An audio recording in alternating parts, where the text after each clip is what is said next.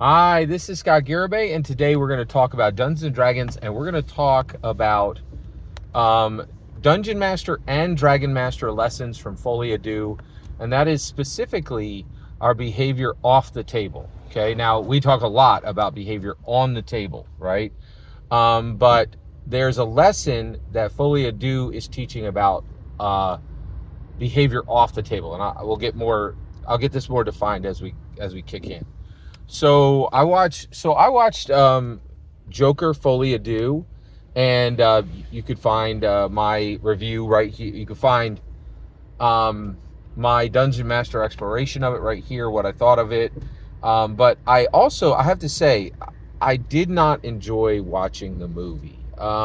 Actually, I enjoyed watching the movie until the ending. I think, and then when the ending was there, I realized what Todd Phillips was doing, and I was like, that's an incredible risk. I think I respect the risk, but that wasn't an enjoyable journey, right? I wanted to see, what did I? That's a good question. What did I want to see? By the way, spoilers for Joker Folie à Deux. Um, what did I want to see in Joker? I wanted to see Joker burn Gotham to the ground, and I wanted to see Harley Quinn's promise to build a mountain. What was her promise? She never said it in the film, right? And the reason why is Todd Phillips couldn't go there. He just did. And actually, this is really fascinating. Why could Todd Phillips not go there? Really fascinating. It's really fascinating. The reason Todd Phillips could not go there, right, was that this listen to this. The reason Todd Phillips could not go there was specifically because he is a disenfranchised man. According to actually, Grace shared this. She's like, "Oh my gosh!" She's like, "Why would he do this film?" Right?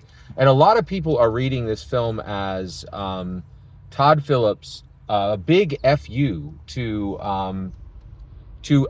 every person who ever put on a Joker costume and was like, "Man, I love Heath Ledger and I love Todd Phillips' $1 billion Joker." And he was like, "No, you're supposed to get that this guy was a villain. You weren't supposed to idolize him. So because you idolized him, I'm gonna punish you." That's not my read on the movie, but I definitely understand why. I think Todd Phillips was doing a different thing, but I definitely understand why people think that this was what was happening. And that absolutely is a legitimate read on this film if you don't understand narrative risk and industry possibilities, which few people do, right? So basically, she was saying that that he had outed himself. Todd Phillips has outed himself in the first Joker movie as a disenfranchised man, not and generally the definition on that, right, is not able to get girlfriends, not able to get any power, not any don't doesn't have any riz or hope or confidence, and I think that's a pretty good read. I think Grace nailed it. I think Todd Phillips is a disenfranchised man. He made this movie about a different franchise man who came to power, but then he did something else. But everybody's reading it as like, oh, this is just an fu to everybody who liked your first movie. And I definitely understand how people could follow that, right? But what's really interesting is Grace actually gave an excellent breakdown of Lady Gaga's parts, and she said if you watch the trailers, there was a ton of material in that Lady Gaga had in the film that was cut out, right? So basically, Lady Gaga is all over this film, right?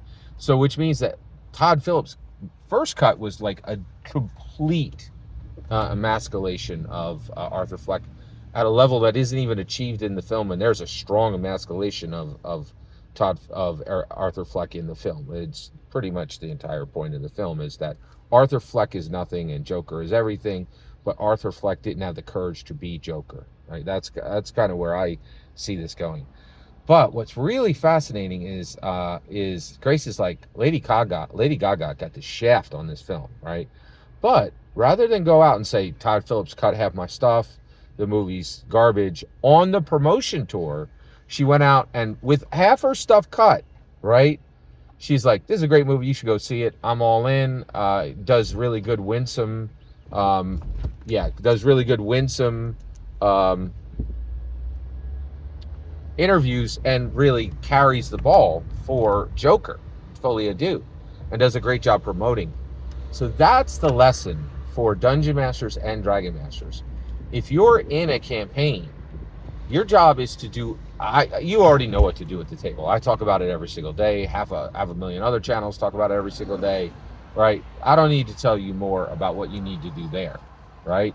But what we do need to talk about is your off-table talk, right? And I have suffered from this. I have had people who played at my table and then went and just told stories out of school, like just outrageous things that were absolutely abominably undiscussable, right? And just named me directly and named elements of my life that should never been discussed, right? Whereas if you notice, I never name my players. I never, ever name my players.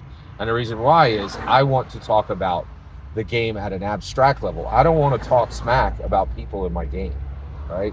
And so that's the issue where I think, and so when you are in a game, you can't be talking smack around town about that campaign. That is just completely outrageously inappropriate. Completely outrageously inappropriate.